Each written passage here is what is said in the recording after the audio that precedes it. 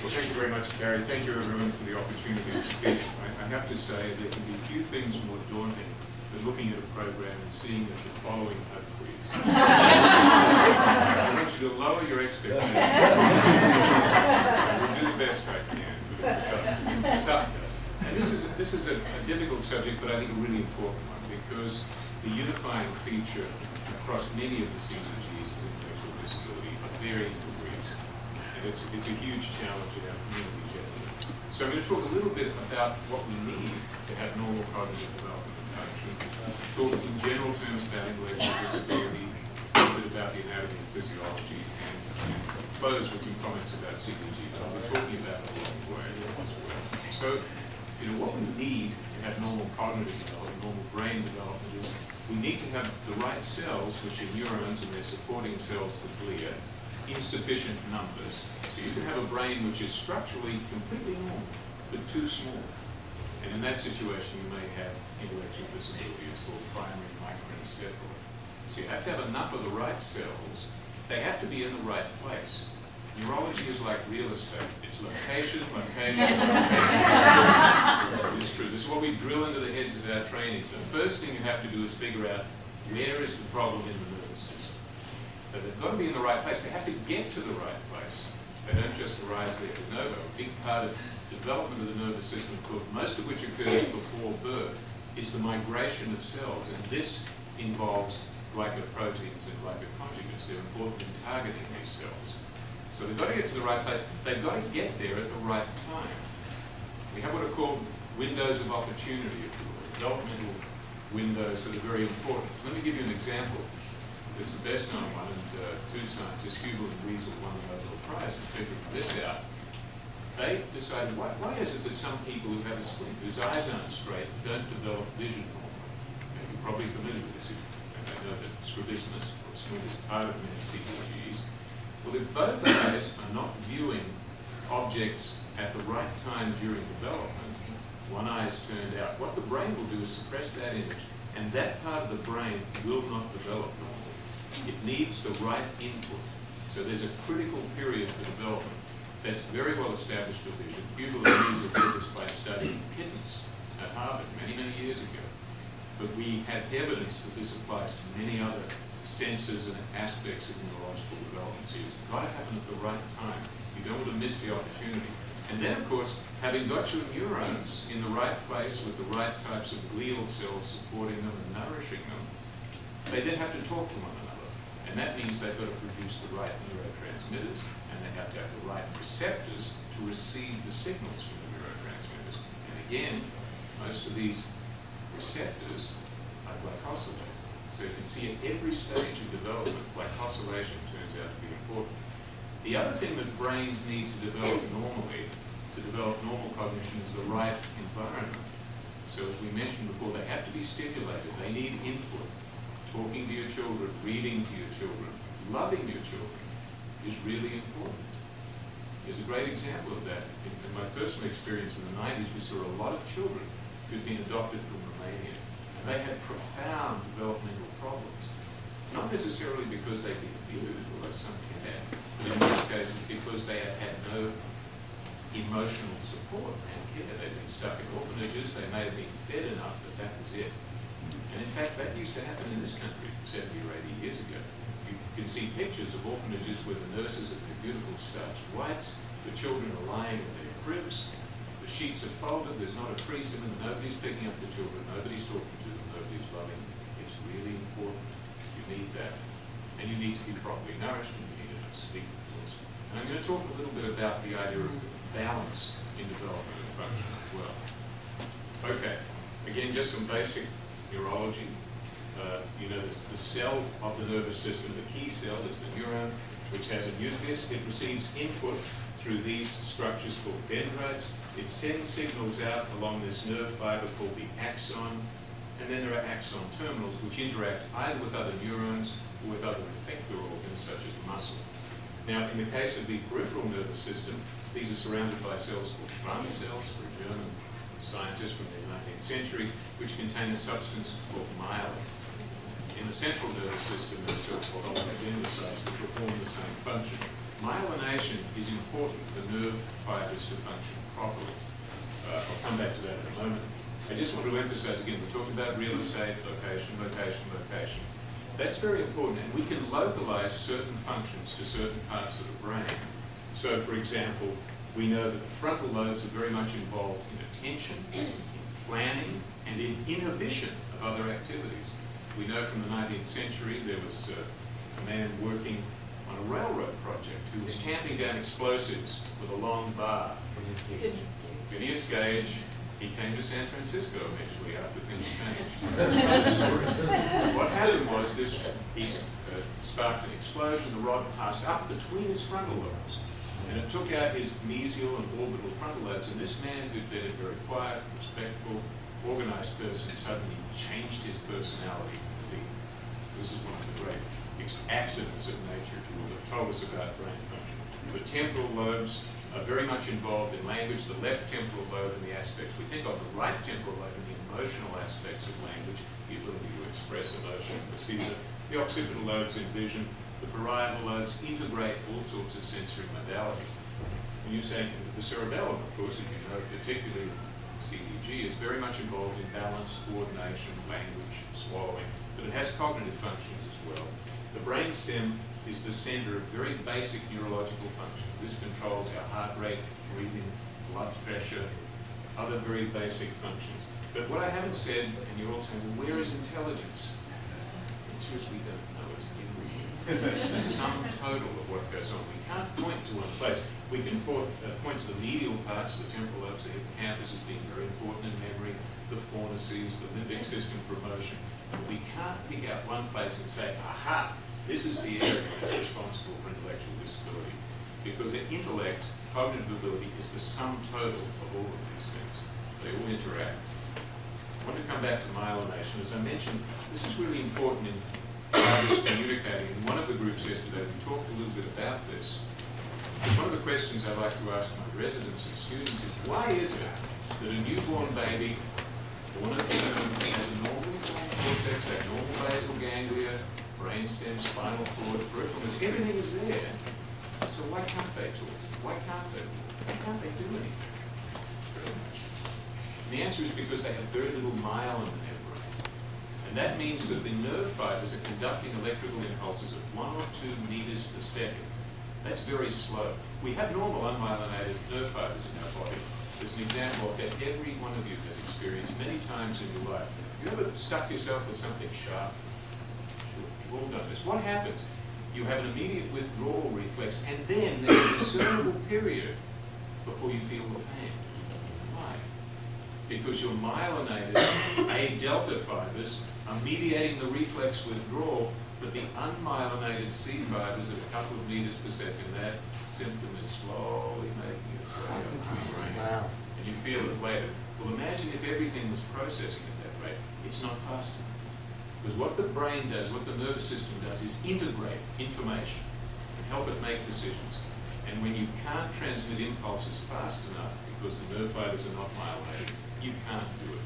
So when newborn babies have seizures, they're completely different from seizures in older children or adults because their brain can't organize the same response.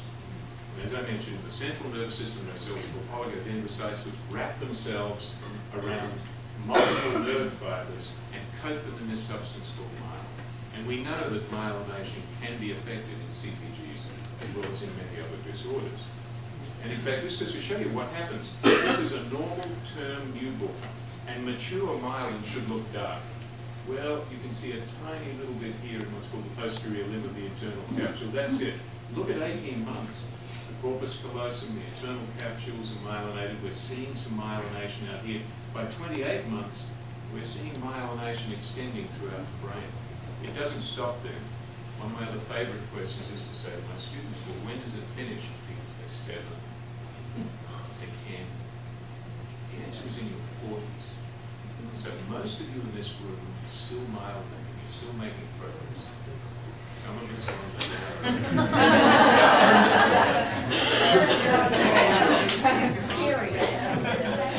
This is a very important fact. Okay.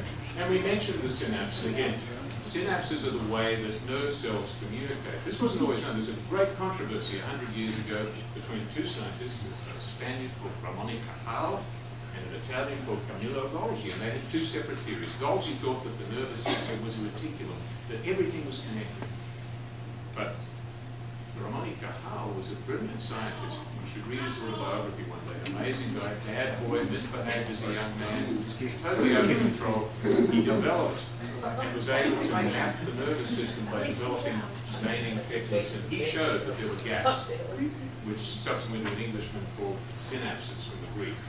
These are gaps, and the gaps are bridged by the nerve terminal releasing neurotransmitters. And you heard about this if you were at the talks yesterday, on Friday afternoon, I think it was, in myasthenic syndromes.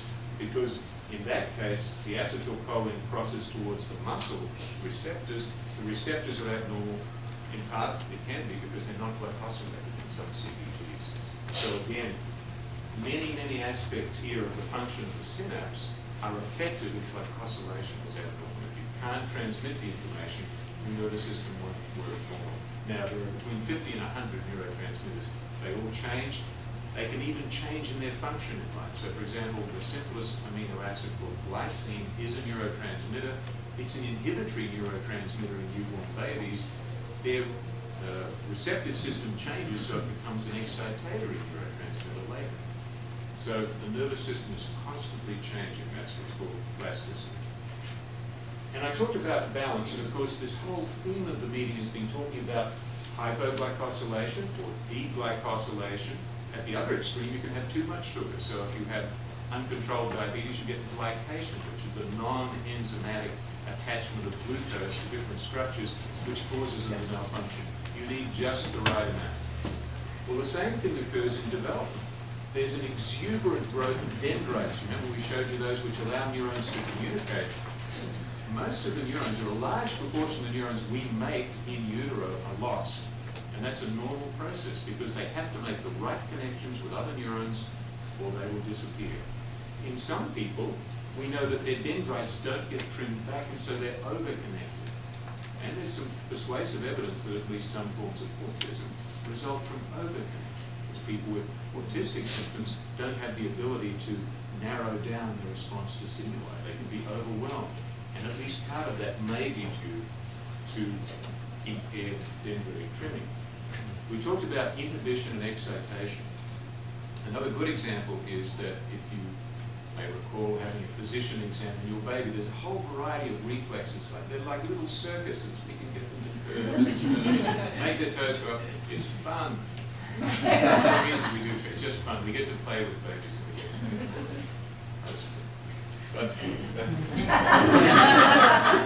But what happens is that those reflexes disappear. Why? Because these reflexes are being generated from the brainstem and the spinal cord, which are actually pretty well myelinated at birth. And what happens is, as myelination occurs, the cerebral cortex inhibits everything below it.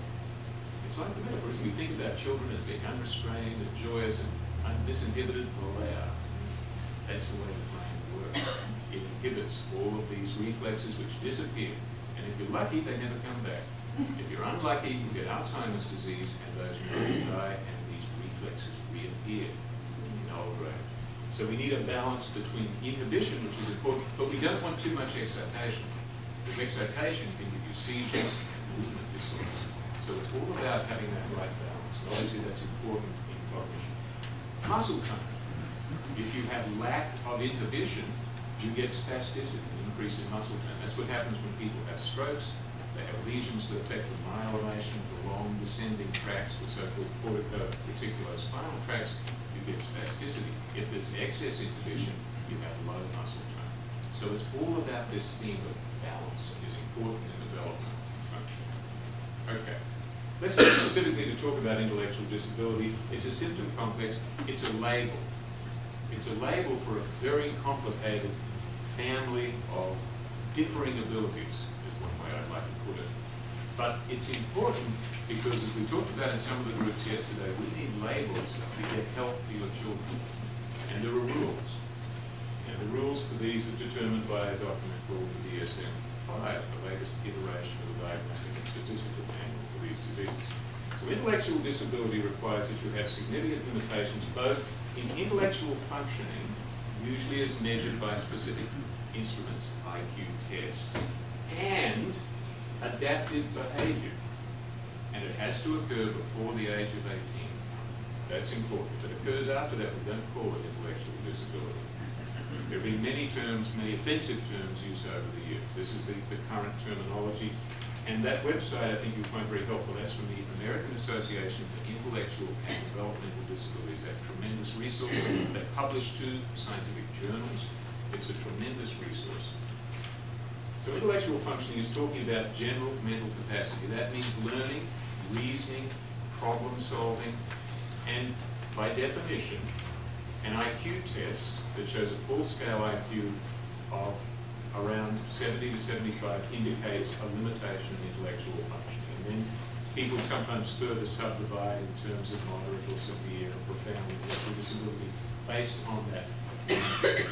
Now, it's extremely important, and some of our friends in the audience were talking to me at lunch and during some of the meetings, and we emphasized this fact.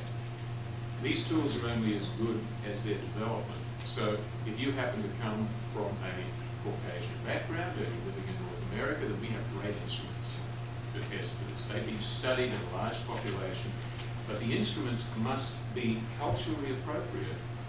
They have to be language-based. So we often have patients come into our clinic from all over the world, and they say, we're worried about our child's intellectual development. If they only speak Arabic, we don't have tools to do it. There are none. They don't exist. Believe it or not. You've got to take the social situation into account. You've got to take the environmental situation into account. And I think many people have traveled a long way to get here, and by now I hope you're all acclimated.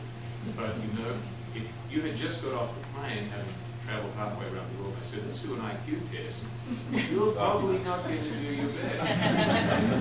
That's not a valid test of your cognitive ability. You have to be rested. That's really important. Sleep is a huge topic we could talk about a long time. You've got to take environmental factors into account. You've got to take into account the opportunities. There are some people, unfortunately, who don't have parents like you, who don't get stimulation, they don't get support. And unfortunately, if they don't get that stimulation at the right time, they may not have developed normal cognitive function. But it may not be too late either. So it depends on the developmental window. The other thing we have to take into account are sensory and physical limitations. So if a child is trying to do a test and they can't see the computer screen, if they can't hear what's being said by the person giving the test, if they're not able to manipulate paper and pencil, or they have difficulty with a keypad, it's going to be very hard to get a valid test of their function. So experienced neuropsychologists and psychometrists know this, but it's absolutely critical to take this into account to get a meaningful result. Adaptive behavior. This sort of makes sense as it's the conceptual, social, practical skills that are learned and performed by people in their everyday lives. And we can break these down further. We're talking about language literacy, understanding concepts of money, time, numbers, the ability to self-direct, interpersonal skills, self-esteem. And one of the problems, one of the great challenges for people who have intellectual disability is they're naive. And so they're vulnerable. And this is a really important thing that we have to take into account. They trust people. The ability to follow rules and to obey laws and to not be victimized. Because if you can't understand the rule, it's hard to obey. You can get into trouble quite unintentionally. And there are practical skills. You'll be able to look after yourself. Can you pursue some sort of occupation? Can you get health care? Are you able to travel around? Can you make change? Can you use the telephone? All things that we all take for granted that may be really challenging for people with intellectual disabilities, but they may need assistance. And there are a number of additional factors. We talked about this. What's the community environment? There are great differences in the way people communicate and move and behave. And, you know, as humans, we tend to judge people very much by appearances. And so the way that people behave and move tends to, unfortunately, cause people to make judgments which may be quite inaccurate about their intellectual and other capabilities. We have to take that into account. And again, the most important thing here is people have limitations, but they also have strengths. And that's tremendously important that we emphasize this when we're dealing with children and adults who have limitation. Some people who may not be terrific academically might, for example, be fantastic drummers. If you gave me a drum kit, I would look as if I was seriously disabled. So we have to take that into account. We all have strengths and weaknesses, and we have to play to people's strengths and support the challenges they may have. And again, this is a really critical point. Somebody's life is going to improve if we make sure we have personalised support, give them the help they need, and recognise they're going to need this help in this situation for a long time, maybe lifelong. Our society has not done as well at providing these supports as it should. Okay. What do we know about the neurological basis of mental disability? So I mentioned before, neurologists, we like to localise things. This is tough because we can't. This is essentially a non-localisable function. It's not classical neurology, which is the neurology of focal deficits. We know there are multiple networks that contribute to developing normal intellectual function. We've mentioned these. You have to have proliferation to make the right cells. They have to migrate to the right place.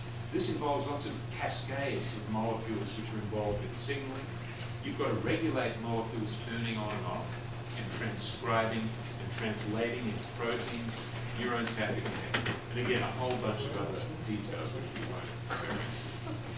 So what do we know? Well, we're learning more about this, and people are starting to understand some of the pathways involved. So there may be abnormalities in synapses and certain types of so-called ionotropic glutamate receptors. The details of this salad of letters don't really matter, but just to recognize that's one category. There may be problems in certain cascades of signaling within cell pathways. And again, the epigenetic modification, in other words, how your DNA is being turned on and off and how it's being translated into RNA and into protein messages can be influenced by external factors. These are all things that bear on the development of the nervous system and the development of normal cognitive abilities. Again, we look at glutamic acid, which is a major excitatory neurotransmitter, many different families of types of receptors that are involved. Most of these are glycosylated. If they're not glycosylated normally, they're not going to receive the signals and pass them on in the appropriate way. What about signaling cascades? Again, we're not going to even attempt to go through this in detail, but just to point out, you've got certain pathways which have effects on the survival of cells. They involve calcium moving in and out of cells, which is important to functioning. Sometimes they actually lead to programmed cell death. They lead to changes in the membranes. Huge downstream consequences, and many of these, again, have glycoproteins or glycoconjugates as important effectors in the pathway. So here, for example, is the RAS-MAPK pathway, and you can see here there are a variety of syndromes here, most of which have intellectual disability as a component that result from mutations in very specific places. Now, one of the challenges for us as physicians and scientists is to say, what is it that mutations in very specific places produce such specific and such general effects? We don't know the answers. We're starting to look, but again, the message is, again, this is the interactions with what's called the mTOR pathway. And again, I'm not going to go into great detail, but again, here's a whole family of disorders which are associated with dementia in this case, or with intellectual disability in the case of tuberous sclerosis. So we're starting to understand some of these very complicated pathways, but I can tell you that what we know is in all of them, at various levels, glycosylated proteins or peptides are involved. So we can see how there's a biochemical basis for intellectual disability, or at least a theoretical biochemical basis in many forms of CDG.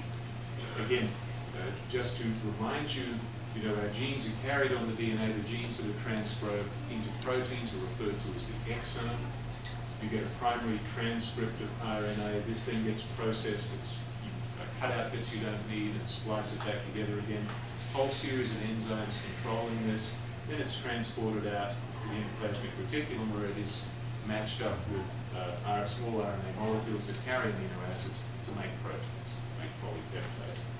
But how does it get out of here? Well, it turns out your DNA can be closed up or opened up, and that depends on what's called acetylation of other factors. There are, again, families of genes that modify this, and there are drugs that can modify enzymes that are called HDAC, for example, that are involved in that process.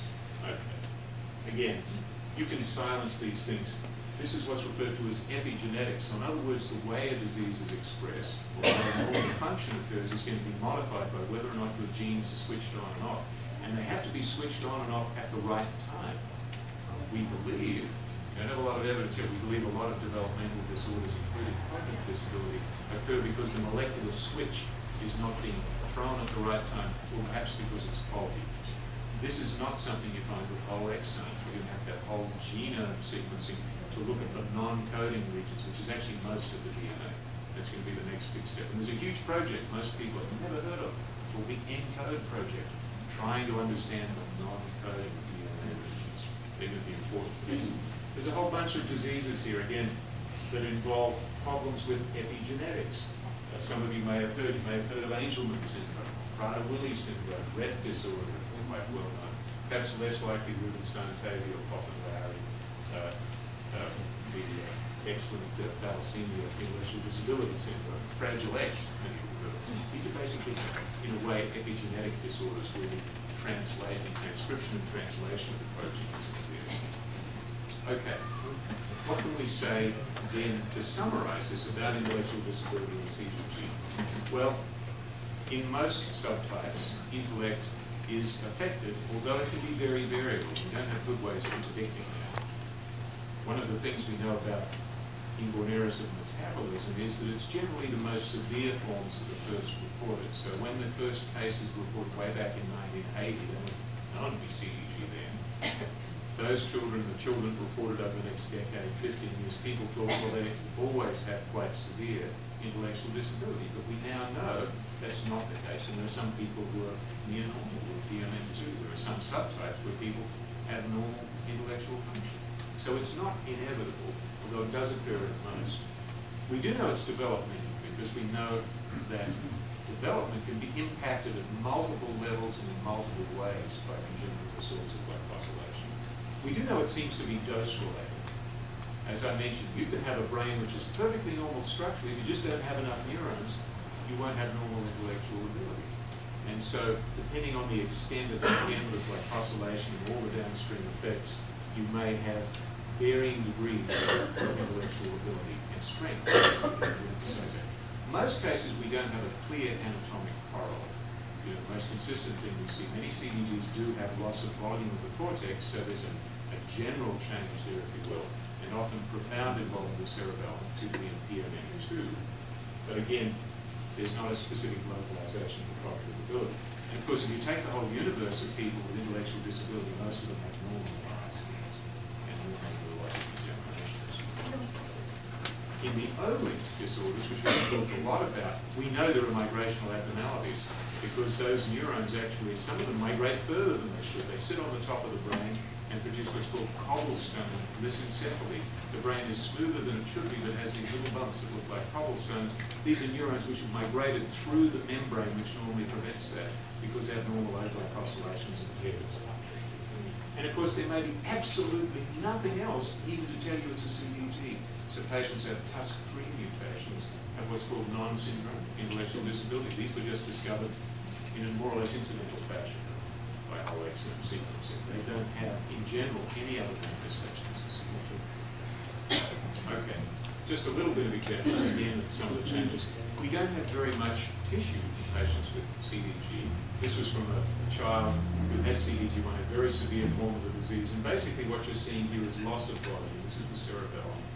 It's underdeveloped. And when we look under the microscope, we see what's missing. So normally you should see Purkinje cells like this in the cerebellum. This is the molecular layer, this is the granular layer, the external granular layer. There are still cells migrating in after birth in normal children. This is a control. Here's a child with CDG, and you can see the Purkinje cells are almost all gone, even at that stage. This is just soon after birth. There are these so-called Bergman glia proliferating, causing the equivalent of scarring in the brain. This is why the cerebellum looks bright on MRI scans. These are called basket cells, and normally you should be seeing a little neuron sitting in there. What you're pointing at here is a little hole where the neurons are gone. So in some cases we can see the pathological correlate, but that's not always the case.